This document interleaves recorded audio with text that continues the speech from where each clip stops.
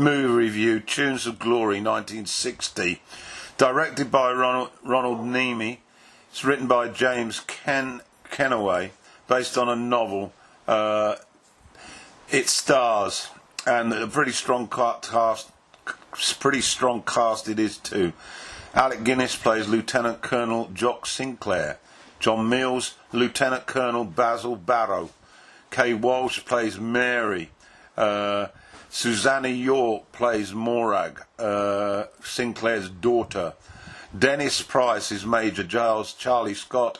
John Fraser plays Colonel Piper Fraser. And Alan Cuthbertson plays Captain Eric Simpson.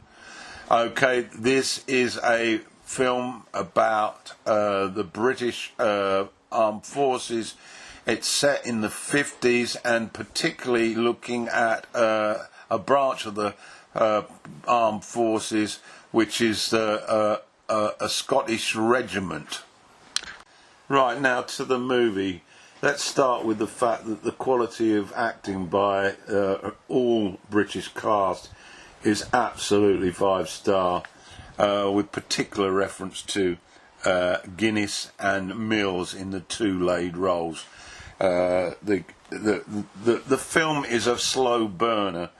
Initially, it starts off and it appears to be a situation that lacks any great plot development. We get introduced to these two characters. Initially, Jock Sinclair, who's in command of this Scottish battalion. We see significant parts of the group that strikes as very Scottish.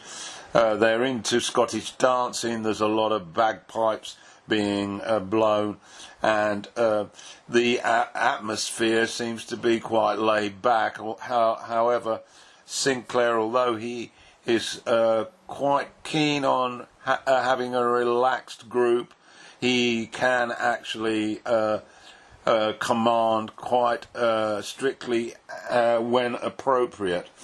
But this is the atmosphere that prevails. However, it becomes clear that he's an acting colonel, and he's about to be replaced by Barrow, Mills, his character, who's a completely different kettle of fish.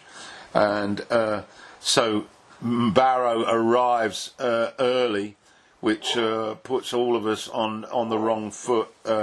Sinclair is somewhat shocked at his early arrival, when they're all having a bit of a sing-along, a bit of a drink. It's a sort of mess party as such. And we then move on to the early parts of Barrow trying to establish his rather rigid form of command. He's a stickler for rules. He's a stickler for a regimented style, and he wants to stamp his new authority on his new position. He instructs that the battalion are to get up early for early morning dancing practice at 8 a.m. sharp. This causes quite a lot of consternation, and it brings about the first major conflict between Sinclair and Barrow. However, they do have a mutual respect for each other. They've both been prisoners of war in the Second World War, and they both received harsh treatment. They are very committed to the notion of service, serving your military, and so this does enable a degree of respect to exist between them. However, Mills is determined to assert his authority, and we then witness a period of events taking place where he establishes that control. There are some within the battalion that welcome this. They were not exactly on sort of first-hand, first names basis with the previous acting Corporal Sinclair.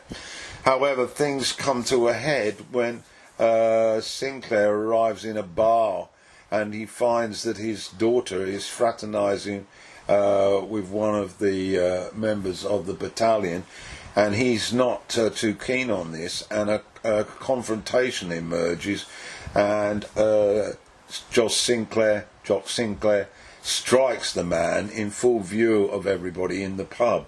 Now, under military regulations, this type of behaviour in public is usually leads to an immediate court-martial. So we then get into the situation where Barrow is going by the book. However, there are a number of others who feel that this is an overreaction, and this leads to some subtle pressure being put on Barrow to deal with the matter in hand and not refer it on. Now, this then we then get to a point where one of the subordinates, played by Price, has a word with Barrow, and in a roundabout sort of way suggests that he should go softly on this, and hints that in a fashion that tends to sort of undermine the authority of Barrow, and Barrow finds this difficult to deal with because he's very much a stickler for the rule book, but he sort of bows to the interference, but his conscience is such that a dramatic event takes place after this, which symbolically brings together both Sinclair and Barrow. And it's at this point that the film takes on a significant emotional impact on the viewer, I feel, and the characters become even more larger than life, even more understandable as real characters. And certainly the second half of this film is an impressive piece of work.